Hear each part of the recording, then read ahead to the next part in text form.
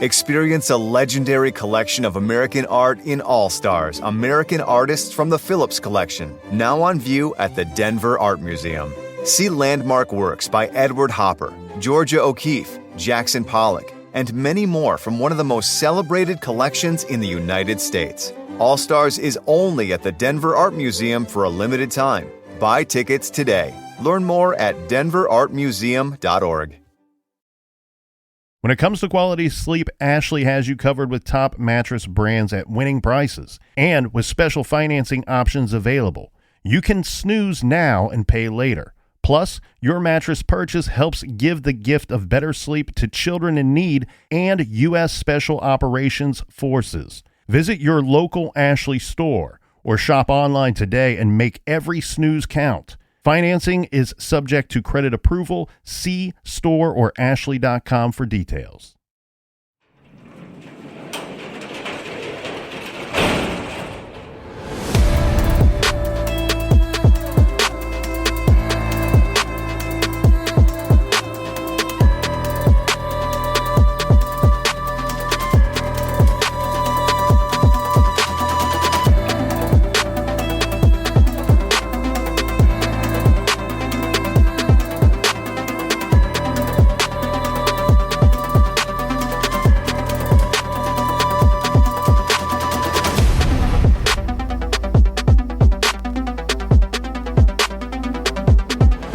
Welcome to True Crime Garage. Wherever you are, whatever you are doing, thanks for listening. I'm your host, Nick, and with me, as always, is a man that knows that April showers bring May flowers, and May flowers bring pilgrims. Here is the Captain. But you don't want to have an April shower in your pants. It's good to be seen and good to see you. Thanks for listening. Thanks for telling a friend.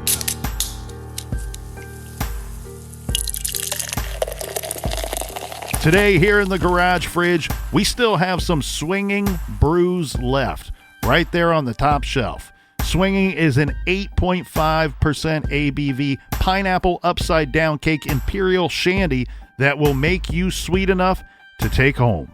It's rich, warm, and filled with sugar and spice. This shandy might just be your dream come true. Garage grade 4 out of 5 bottle caps, and here's some of our dreams come true filled by our good friends. First up, a shout out to Steve Bumbarder in Montreal, Quebec, Canada. And a big we like a jib to Susan from Calvert County, Maryland. And last but certainly not least, Captain, we have a shout out that goes to Liz from Plymouth, Massachusetts, America's hometown. Everyone we just mentioned, they went to our website. They helped us fill up the fridge for this week's show, and for that, we thank you. Yeah, BWRUN Beer Run. If you haven't picked up Nick's first book, you need to do so. Check out truecrimegarage.com for all the details, and you can order that on Amazon or wherever you like to get your books. It's also available on Audible. And that's enough of the business. All right, everybody, gather around, grab a chair, grab a beer. Let's talk some true crime.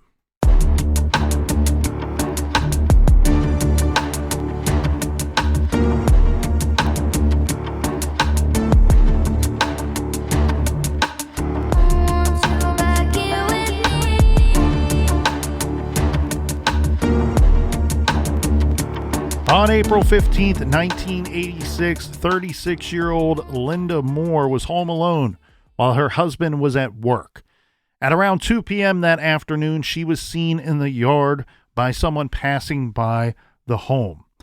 Approximately an hour and 15 minutes later, her husband found her dead in their living room, in the entranceway between the kitchen and the living room. The autopsy would tell us that she was stabbed more than 24 times. It's believed that 25 times approximately is how many bladed weapon injuries she suffered.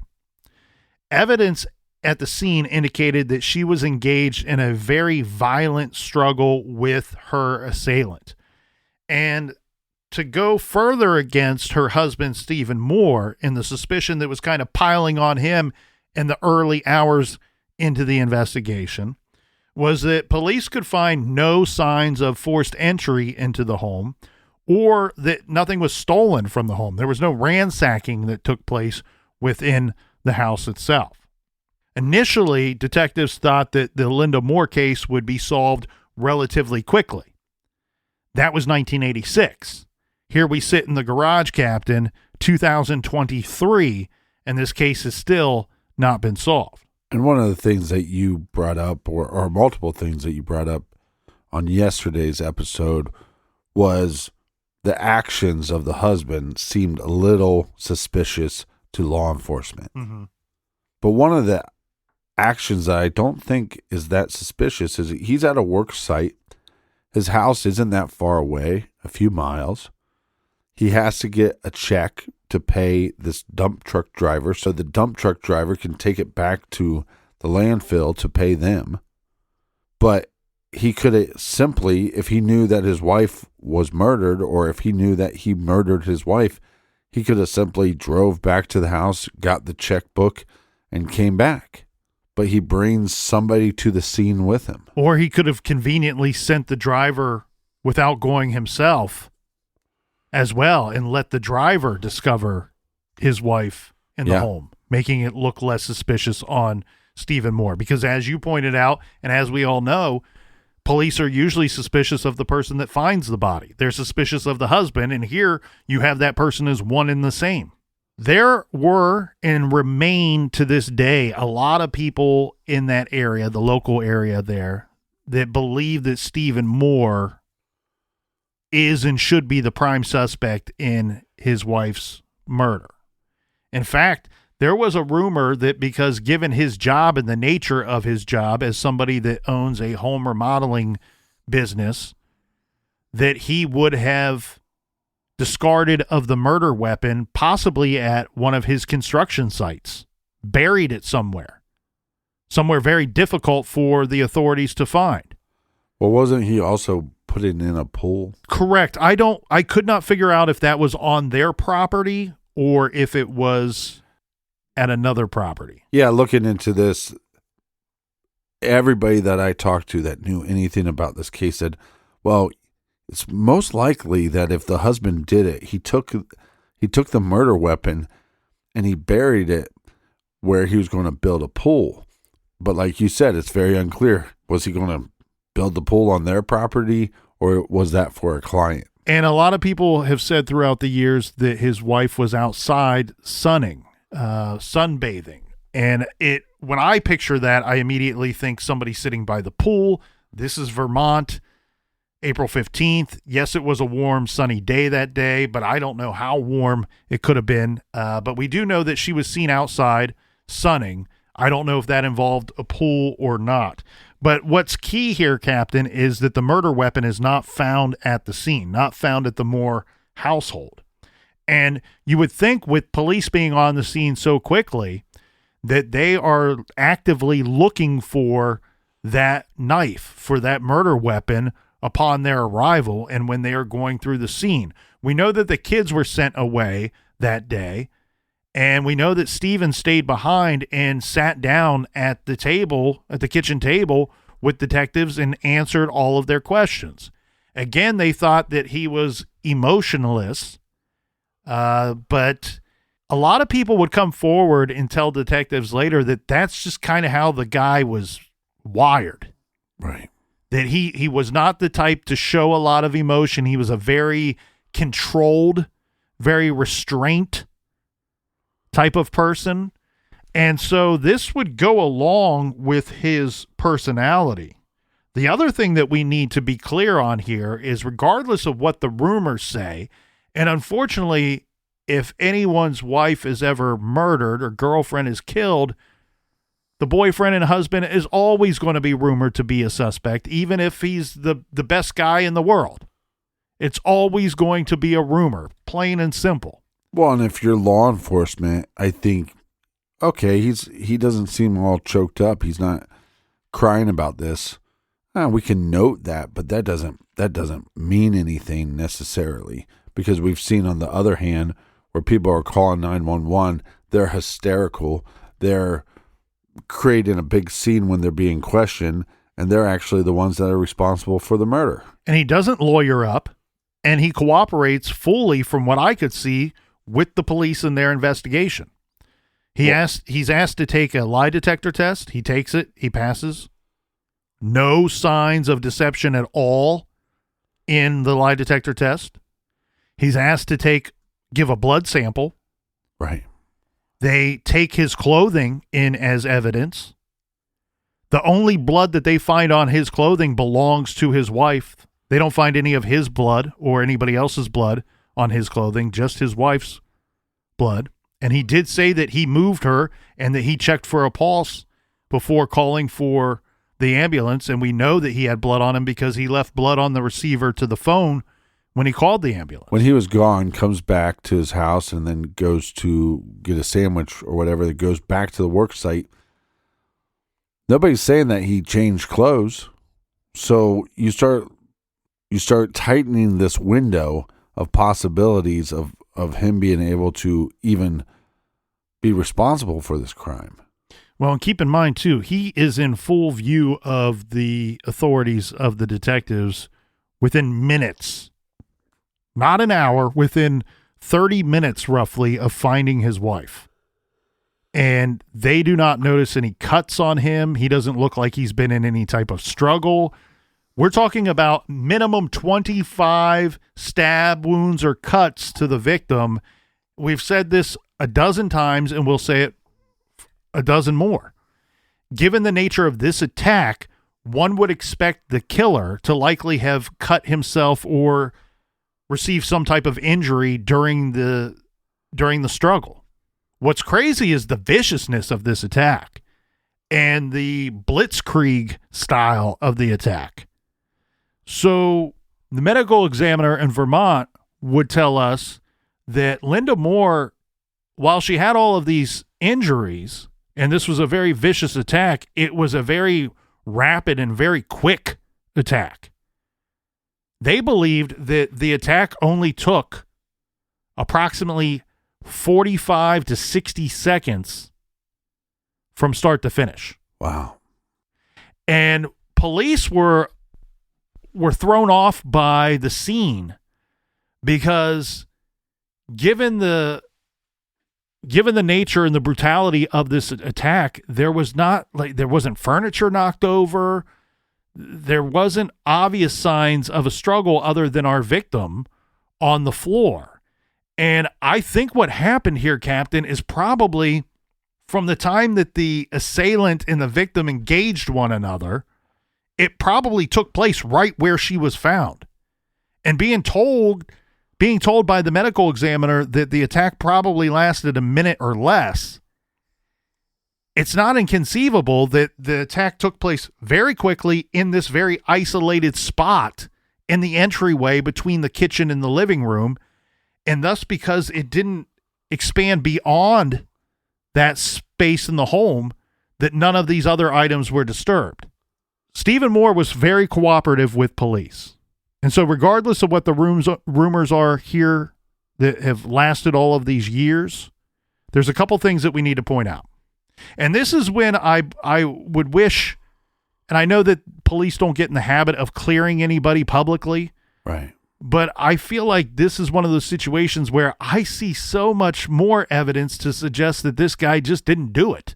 He did not have enough time to arrive home before the dump truck driver, kill his wife, even though it took place very quickly, and then discarded the murder weapon all before telling his worker to come in, calling the ambulance, and then calling the police and everybody arriving on scene. He just didn't have time to cover it all up had he killed her right when he got home that day. Go ahead. And I wonder if this report is accurate or if they're going, here, we have this full picture. If the husband is responsible, the attack would have had to happen very quickly. So we're going to surmise that it did to keep him as a suspect. Well, and keep in mind, we know his timeline for that day. He's with his workers. We know that he talked to his wife. So, and we know that she's seen alive by other eyewitnesses that don't have a dog in the fight at 2 p.m. At 2 p.m., he's either at the work site or he goes to a local store to pick up a quick sandwich. Obbies, we got the meats. And that happens all prior to 2 p.m. So his only opportunity to attack and kill his wife would be when he arrived home shortly after or right around 3 o'clock that day, when his worker pulls in just minutes behind him. The other problem with that, too, is what the experts would tell us. So the medical examiner is going to tell us that Lynda Moore was killed between the hours of noon and 3 p.m. that afternoon. The ambulance driver who arrives on scene said to police she has been dead for a minimum of 30 minutes, probably more than an hour. If she had been dead less than 30 minutes, I would have transported her in the ambulance to the hospital, trying to save her life, trying to bring her back. Right. He says when he arrives on the scene, he quickly recognizes and understands that she's been dead for quite some time. She's beyond any opportunity of saving her. And now it's a crime scene. As you pointed out yesterday, the EMT was very careful to not contaminate the crime scene. The detective, when he arrives, he's on scene approximately 30 minutes, maybe 25 minutes after Stephen Moore arrives on scene, and he says the same thing. It's not his first rodeo. He assesses the situation and says to himself, this woman's been dead for a couple of hours. Right. So you have multiple people telling us, and the medical examiner saying that she was killed between noon and 3. Well, it would appear by what the detective and the EMT is saying that she was killed closer to the noon hour than the 3 o'clock hour. And she's seen alive at 2 p.m., according to eyewitnesses, or close to 2 p.m. So that, in my opinion, Captain, makes it practically impossible that Stephen Moore is the killer. So the Moore's house was basically a landmark when it comes to this country road. And again, the town, pretty small, very small population, but this is a town that people pass through to get to busier towns. So there was a lot of people that saw her out sunbathing that day.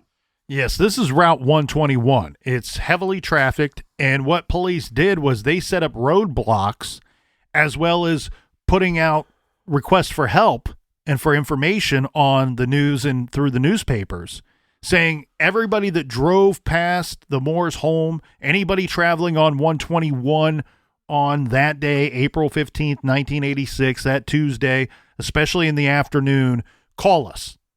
Tell us if you saw anything. Did you see Lynda Moore outside? Did you see any vehicles parked at the home? Right. Things of that nature. And again, they set up roadblocks on 2 different occasions for 2 days and asked everybody that they stopped, do you typically drive through here? Were you passing through here on April 15th? If so, did you see anything? And what they end up getting is they get at least 15 different stories. I don't want to say 15 eyewitnesses, because I think that some of these statements were given and they were multiple eyewitnesses saw the same thing on a couple of these cases. So there were 15 different things of interest that the police learned from either people calling in and telling them what they saw or people they spoke to at the roadblocks. Well, let's dive into these 15 items that law enforcement found. Yes, because these are going to be 15 different things that were reported by different eyewitnesses that you need to check off. You need to vet, and you need to figure out why person A, person B, person C was in the area, spotted in the area on the afternoon that Lynda Moore was killed. And what happens, I'll give you the short version of it, Captain, because there was a bunch of reports of, I saw a car and a man walking. He was parked on the street, not at the Moore house, but a vehicle of this description and a man walking nearby, and a person reported no vehicle, but somebody walking. More than one person reported somebody with a knapsack, which I wish that we'd get a better description of the individual with the knapsack. It was a man with cheap glasses and a knapsack. How would you know that the glasses were cheap? That's a good question. Reportedly, that's what the witness statements are. It's weird too what witnesses will add to a statement, right? The necessary information is, I saw a guy. We'll describe him. He was a white male wearing glasses, had a backpack or a knapsack. But it's weird what witnesses will add in. Clearly, somebody added in, look like cheap glasses. Yeah. I'm a glasses connoisseur. I could spot a good pair of glasses from a good distance away. I would have to take the glasses and put them in my mouth and swish them around to know for sure if they're cheap glasses. There was also a report of two men jogging in the area. Now, after 4 days, this is key here. After 4 days after the murder of Lynda Moore, police had tracked down 13 of the 15 items that they wanted to check off their box, witness statements that they needed to vet. So 13 of these items, they had tracked down the person, found out who it was that was in the area, vetted their story, and then checked their alibis and checked their timelines for the day, and everything checks off. So after 4 days, the only two things that they had left that they couldn't verify or figure out or confirm who these people were the two men that were seen jogging in the area and the man that was by himself with the glasses and the knapsack. Well, in fairness, the guy with the cheap glasses didn't want to come forward because he didn't want everybody in town to know that he had cheap glasses. What's interesting, though, here, Captain, is none of this information is public at this time, 4 days into it. Right. On day 5, this is when I think we see a big shift in the public awareness of the investigation, or something that the public should have picked up on. Because in the Lynda Moore investigation, the detective is saying to the newspapers on day 5, unless we catch a big break, I'm not so confident that this is going to be solved soon. Right? Those words should tell us that we've checked out the husband. We're kind of moving on from that angle at this point, even though they've never publicly cleared him. Right. But that's what that statement should tell you, because the detectives say when they arrive on the scene, when they interview the husband, when they look at the scene, the first thing everything that tells them in their experience, this is a domestic situation. We will be able to arrest somebody rather quickly in this investigation because it's likely the husband. And here on day 5, we hear a different story. Unless we catch a big break soon, we're not confident that we're going to solve this thing relatively quickly. Well, think about it. If you're law enforcement, the husband was off the work site for a time period. Okay, did he change his clothes? No. The husband's timeline is very tight. Don't know if he would have had an opportunity to do so. The husband could have sent the dump truck driver back to the house by himself, or he could have just got the checkbook and came back. Nobody needs to go to the house, but he invites him to the house. Oh, the husband calls his lawyer. Well, it's his business lawyer, but also his best friend. The husband is being cooperative. The husband takes a lie detector. The husband passes that lie detector. So even though maybe some of his actions initially seemed a little strange, the further they went down that rabbit hole, the more he looks like an innocent person.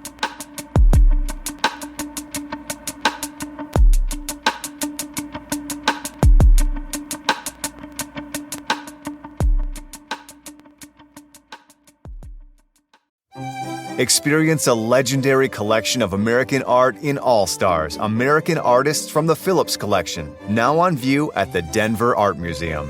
See landmark works by Edward Hopper, Georgia O'Keeffe, Jackson Pollock, and many more from one of the most celebrated collections in the United States. All Stars is only at the Denver Art Museum for a limited time. Buy tickets today. Learn more at denverartmuseum.org. Ah, the sounds of the holiday. Because when you open a College Savings Iowa account, you're giving a child the gift of education to help pay for college and trade schools. You get a tax break and peace of mind for whatever's ahead. Register before December 31st, and you could be one of 2 lucky winners to get $5,290. College Savings Iowa. Sounds like success. Visit collegesavingsiowa.com today. Administered by the State Treasurer of Iowa. This show is sponsored by BetterHelp. Do you look forward to the holidays? Maybe you struggle with seasonal blues. This time of year can be a lot, and it's natural to feel some sadness or even anxiety about it. But adding something new and positive to your life can counteract some of those feelings. Therapy can be a bright spot, something to look forward to make you feel grounded, and to give you the tools to manage everything going on. If you're thinking of starting therapy, give BetterHelp a try. It's entirely online, designed to be convenient, flexible, and suited to your schedule. Just fill out a brief questionnaire to get matched with a licensed therapist and switch therapists at any time for no additional charge. Find your bright spot this season with BetterHelp. Visit BetterHelp.com/garage today to get 10% off your first month. That's BetterHelp, HELP.com/garage. Dreaming of overseas adventures or connecting more deeply with family from afar? Rosetta Stone bridges the language gap. I've tried others, but Rosetta Stone's immersive lessons and voice feedback technology are game changers. Dive into 25 languages by learning intuitively, just like when you were a kid. And here's the holiday sparkle. Grab a lifetime membership now and save 50%. Gift yourself the world. Head to rosettastone.com now and save 50%.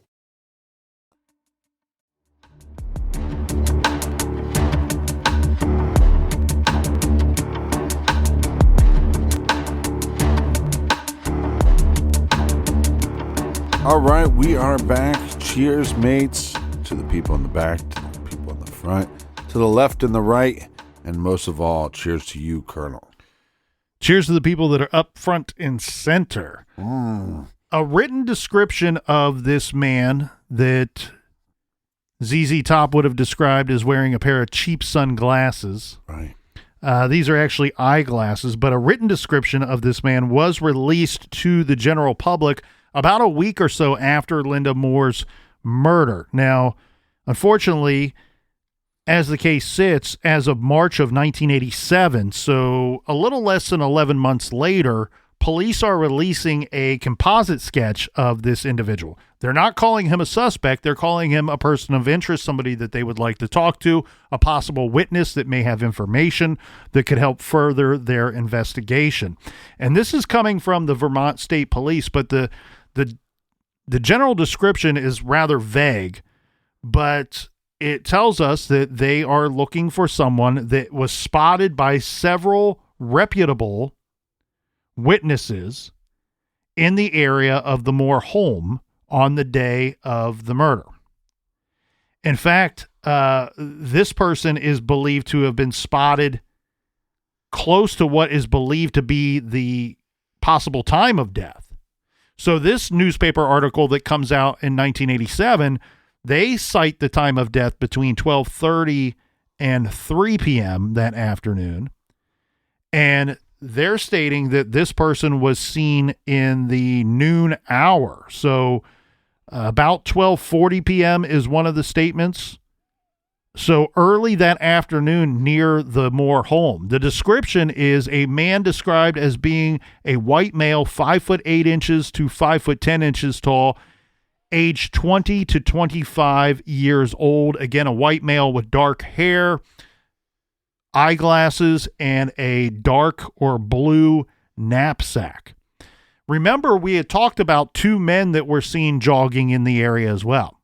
One thing that police quickly figured out, and this was on day 6 or 7, that the 2 men spotted in the area jogging, they were not of immediate concern because they were spotted in the area in the early morning hours. Right. In the time that they knew Lynda Moore was still alive. Again, it's not one. Again, it's one of those details in a case that it's not clear when they say 2 men are spotted jogging. Well, are they jogging together or are they separate? In this case, we know that they were jogging together based off of eyewitness reports. And what's really cool here in this situation, Captain, is the eyewitness reports of the two men jogging were so good that they were actually able to track down these two men. So we have all of this movement and all of these people based off of eyewitness statements that police need to track down. And after 4 or 5 days into their investigation, they had checked off 13 of 15 boxes. The only 2 boxes that remained unchecked was the man that we just described with the knapsack and the glasses and the 2 joggers. Several days later, they identified the 2 joggers. Now, the joggers, again, were seen around 9 o'clock at the latest in the morning. We know Lynda Moore was still alive at that time, so that's not of great concern.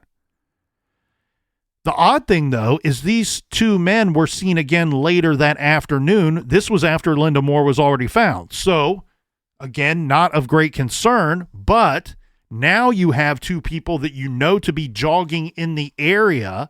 Right. Even though you know that they're seen when she's still alive, and then later seen after she has been killed and found, you want to talk to them because what did they see while they were out jogging? If it was somebody that was watching the house, how long had they been watching the house for? The key thing here, though, is out of all of those eyewitnesses that come forward, what's the number one thing that's missing from this equation? No one ever says that they see Stephen Moore's vehicle at the home. Right. During the time in question. Nobody says that they see Stephen Moore coming in and out of the home during the time in question. So they track down these 2 joggers, and what's interesting to me here, Captain, is unfortunately one of these joggers had left the area. So the joggers turn out to be 2 brothers who lived in the area. Can't trust those brothers. Nope. And the reason why they were able to identify the brothers is the one man was wearing a shirt that after they started talking to some locals, law enforcement, they figured out that the shirt was some kind of reference to the Navy, either a naval ship or a Navy base, something of that nature. Well, they tracked down an individual that says, a relative of mine, my young relative, he just left for the Navy. Right. He was out with his brother, and his brother tells him the full story. That day, they would go jogging together on occasion. They were out jogging that morning, and then they went out jogging again that afternoon. The male in the Navy shirt, he had already gone overseas to be stationed at Subic Bay. Well, we've heard that name before, SBTC, at the training facility in Subic Bay. This individual is of particular interest to me in this case. So this is a young man. He was approximately 19 years of age at the time of Lynda Moore's murder. So it'd be capable of a vicious attack and an attack to happen very quickly. Here's why he's of particular interest to me. He does not have a great alibi for that early afternoon that Lynda Moore was killed. The brother tells law enforcement, we went out jogging together. We came back home. All right. We went out for a nice long jog, had a great time. Right. My brother wanted to go back out, so we went back out on a second jog that morning. I got tired. I decided to turn around. He continued on. The police reach out to this individual after he's identified and talk to him at the training facility, the naval training base. And he backs up some of his brother's story. But again, his brother can't account for his brother after he left the jog and returned home. So he tells authorities that after his brother left him, he continued on his jog. He went back to his old high school where he visited with some people for a period of time. He went to a friend's house where he stayed for a couple of hours just relaxing. His friend was gone at work for approximately 2.5 to 3 hours. And before his friend came back, he decided to leave. And he went to his friend's house, another friend's home. This was a former teacher of his who happened to live very near Lynda Moore's home. And some stories, they say across the street. I've looked up her home. It looks like it would be impossible for this home to be across the street. Right. But this would be very nearby. And this is after Lynda Moore was discovered. The friend of this man, who will remain anonymous, says that when he was there, she brings up to him, there was a murder today across the street. One of my neighbors was killed. She's reacting to this news. He is going on and talking about, well, he's getting ready to go overseas, how excited he is to go into the Navy. She says the odd thing was that she could understand he was excited to leave and excited to go into the Navy and go overseas. He had never been overseas before. But she's trying to bring up her concern about this murder that just took place in close proximity to her home. She lives by herself. Right. And he doesn't seem to, it seems lost on him. He doesn't seem to notice her concern nor want to talk about it with her. Which is very odd behavior. A little bit. So then he leaves for the Navy. He's not identified as one of the joggers until after he's already sent overseas to Subic Bay. Before he is identified, he has a phone call with that same lady that lives near Lynda Moore's home. And one of the first thing he says to her on the phone is, hey, whatever happened with that murder case, that murder investigation near your home? Right. And so she tells police she's kind of weirded out because face-to-face in person, the afternoon that it happened, he seemed to not care, not give two winks about it. Two shits. A couple days later, several shits are given about this. Piles of shits. He's very interested in the homicide investigation. Did they ever catch that guy? Do they have any leads? Do they know who did it? What are the police saying? So that's a very different reaction than what he was giving a couple days earlier. I'd love to be able to question some of the other individuals he was claiming to be with during that day. When the authorities talked to his supervisors at the Navy, at the training center, they tell him that he arrived with very few belongings, as one would when they go into the military. But of those belongings, he arrives there with a dark-colored knapsack and clothing and glasses that are not terribly unlike the description given by eyewitnesses of the man that they still never identified. So out of 15 boxes to check off, now after identifying both of these joggers, they've checked off 14 of 15, but not the 15th box. Who is this mysterious guy that we give the description of 5'8" to 5'10" tall, Caucasian male, wearing glasses, age 20 to 25. So these witnesses are spotting a younger man. The man that we're talking about is 19 years of age when he enters the Navy. And I sit here, Captain, and I tell you, I have to wonder, given that this guy has no alibi, no solid alibi for that afternoon. And we know he was in the area. We know he was in the area by his own account and by his brother's admission and by eyewitness statements as being a jogger that morning and then later that day. Where was he in between there? Well, I was at the school visiting friends. Then I went to my friend's house and watched TV, laid down, relaxed for a little bit. No, my friend wasn't there. He was at work. Then I went and visited a former teacher who lives nearby. She's concerned about the murder. He doesn't seem to care. Goes off to the Navy. Now all of a sudden it's a big deal. But also has a similar outfit to what one eyewitness saw that day. You have to wonder.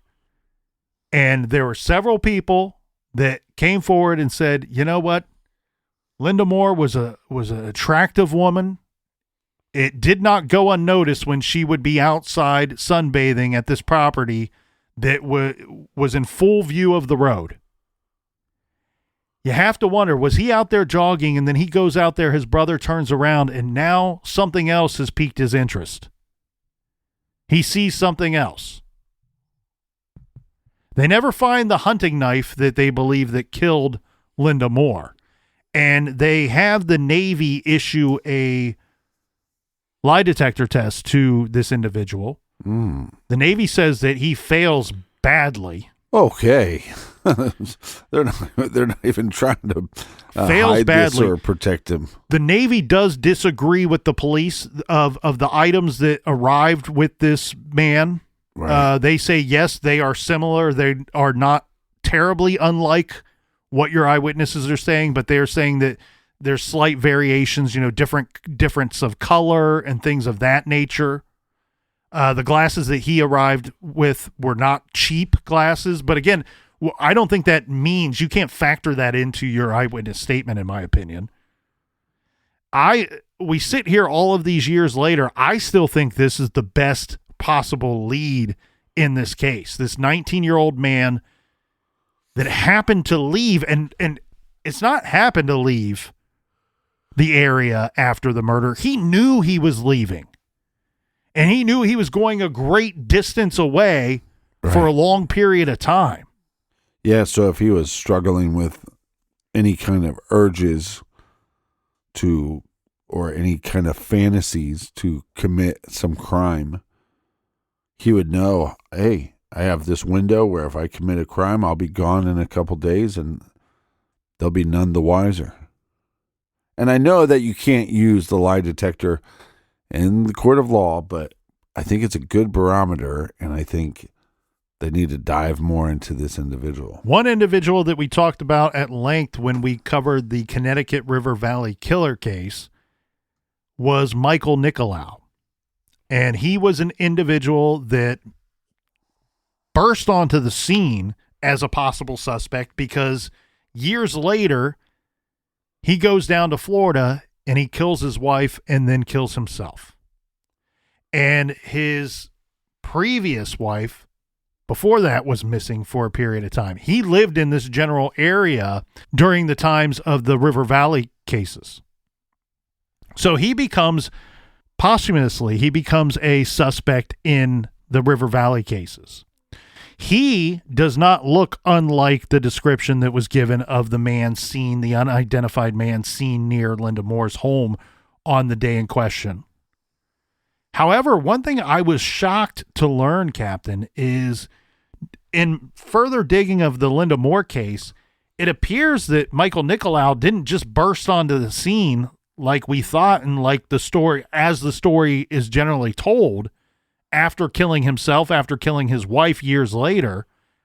It sounds like he was being looked at by police, not for the Lynda Moore case, but for some of the other River Valley cases. Right.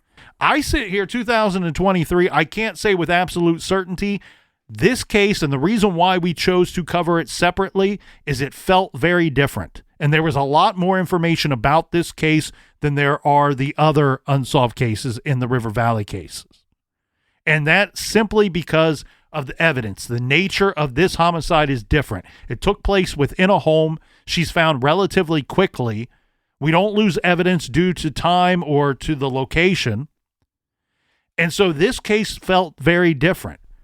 And I know that people say that you have to talk about them at the same time. You can't talk about one case without talking about the other.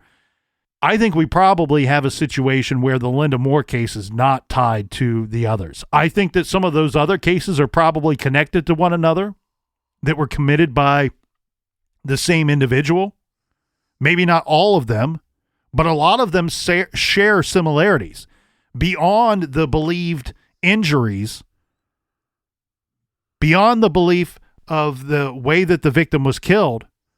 But a lot of these individuals, too, were last seen in the early afternoon hours of the day. They disappear. They were hitchhiking, or a vehicle broke down or had some kind of vehicle trouble. Those victims, I believe, ended up in a car or a vehicle or a truck with the killer. And he at some point turned on them and attacked them and killed them in an isolated area, took them to an isolated area where they were killed and later found. Well, and you were saying that a lot of these victims, because they were found later, there was decomposition, which would make the stab patterns and the attack patterns a little bit harder to identify. So to say that the Lynda Moore case is connected to them because of the stab patterns, I just don't know if that makes a lot of sense. And one individual that we talked about too that's always kind of been linked to the River Valley cases is a man by the name of Delbert Tallman. Well, Delbert Tallman is linked to the River Valley cases because he was a suspect in a case that, oddly enough, is not believed to be a victim of the River Valley killer. Heidi Martin in 1984, May 21st, her body was found behind the Heartland Elementary School. She was stabbed 4 times. Eventually, Delbert Tallman confesses to being at the scene and witnessing the murder, that he sees the bad guy kill her in the woods. He approaches the body afterwards to see if he could help. By that point, she's already dead. Mm-hmm. And once police get onto him, they arrest him. And that story then changes from him being there and witnessing it to he did it himself. Delbert Tallman faced a lot of mental challenges, right? A lot of challenges. And I believe there's a chance that police encouraged him to expand on his story and change his story. And they probably, rightfully so, right? Isn't it difficult to sit across from a guy and him to tell you that, yeah, I was there, but I didn't do it. I didn't kill her. I witnessed it. Don't know who did it. I approached her after the bad guy left. But he's acquitted. He goes to trial for this case that's never 100% connected to the River Valley cases, and he's acquitted. And the problem with Delbert Tallman being the River Valley killer is he's arrested, I believe it's hours or the next day after they find her body. And he's held in jail for over a year until his trial takes place, to which he's acquitted. Well, one of our victims, Ellen Ruth Freed, she's abducted July 22nd, 1984. Heidi Martin's body was found May 21st, 1984. Delbert Tallman is locked up in jail shortly thereafter. And he's in jail at the time of Ellen Ruth Freed's abduction, who is believed to be one of the River Valley killer's victims. So he doesn't fit great into this whole equation of being the possible River Valley killer. And I also don't believe that the person that killed Lynda Moore is responsible for many of those other murders.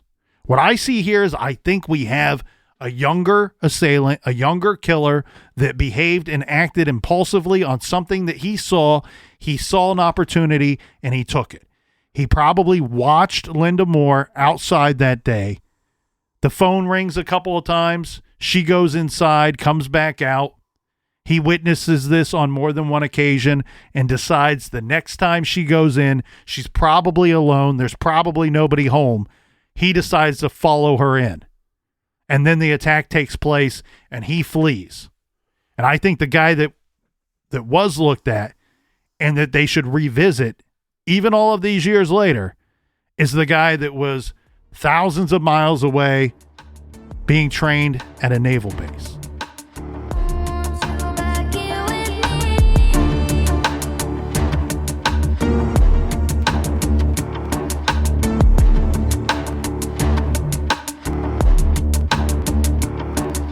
All right, we want to thank everybody for joining us here in the garage.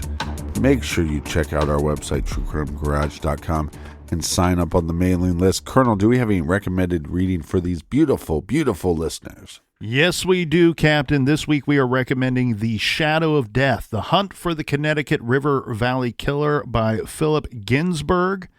This is available on all formats. You're going to want to check this one out. This is the most complete book put together on this serial killer that is still unidentified and still unknown. Check out The Shadow of Death. You'll find that great title and many more wonderful recommendations on our website, True Crime Garage, on the recommended page. And until next week, be good, be kind, and don't litter.